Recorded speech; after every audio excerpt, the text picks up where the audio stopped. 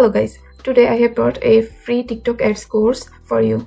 My next few videos will be on this topic.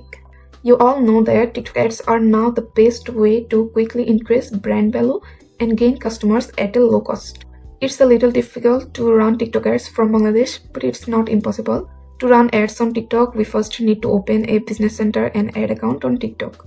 Since I will be doing this from Bangladesh, I will definitely have to use a VPN. So go to your Chrome and type Urban VPN.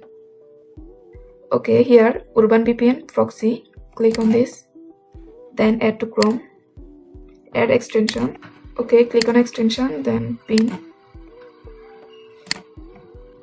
I will use this VPN, click on accept. Here United States, I will connect the VPN here. Okay, connected.